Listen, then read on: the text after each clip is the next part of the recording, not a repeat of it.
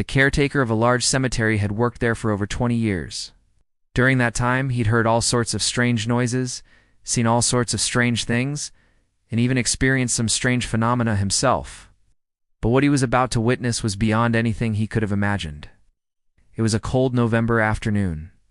The wind was blowing through the bare branches of the ancient oak trees that lined the cemetery, creating an eerie sound that was enough to send shivers down anyone's spine.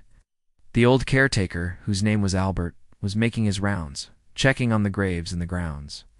He'd been doing this job for so long that he knew every inch of the cemetery like the back of his hand. As he approached the center of the cemetery, he noticed something that made him stop in his tracks. There, standing at attention beside an unmarked grave, was a young man in a military uniform. The soldier was tall and well-built, with a neatly trimmed beard and a confident posture.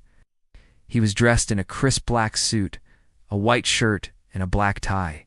The only thing that was out of place was the military helmet he was wearing. Albert couldn't believe what he was seeing. He rubbed his eyes and looked again, but the soldier was still there. He was so realistic, right down to his shiny black boots. Albert couldn't help but feel a sense of unease.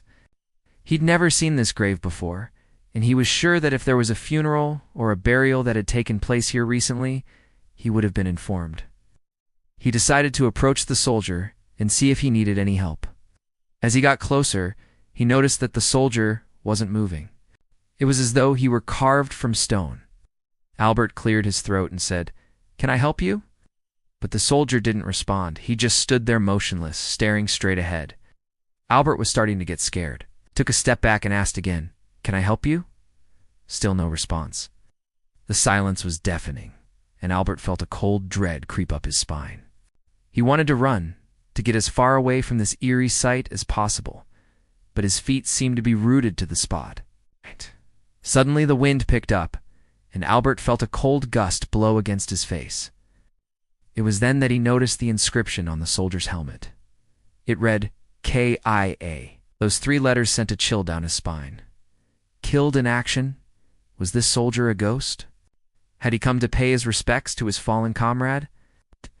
The thought of ghosts didn't scare Albert. But what did scare him was the possibility that the soldier was real. He was a living person who had somehow become stuck in the cemetery. He tried to focus on the soldier's face, but it was shrouded in shadow, and he could make out only the stern set of his jaw and the determined look in his eyes. Albert was about to call the police when the soldier finally moved. He took a step towards Albert, and Albert could see that his eyes were filled with sadness. He opened his mouth as if to speak, but no sound came out. Then he turned and walked away, leaving Albert standing there in shock. The soldier walked slowly at first, but then he began to move faster, and in a moment he was gone. Albert didn't move for a long time. He was frozen in place, staring at the spot where the soldier had been standing. He couldn't believe what he had seen. Had it really happened, or was he going crazy? When he finally snapped out of it, he looked around to see if anyone had witnessed the apparition, but there was no one in sight.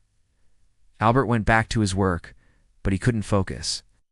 He kept thinking about the soldier and the grave. Why was there no headstone? What was the soldier's name? Most importantly, why did he appear to be trapped in the cemetery?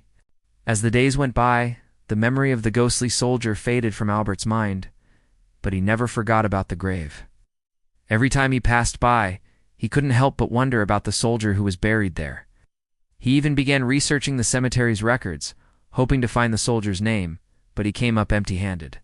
Years passed and Albert retired, but he never stopped thinking about the grave. He knew that there was more to the story, but he would never know what the truth was. The mystery of the soldier in the unmarked grave remained unsolved, and Albert was left to wonder forever.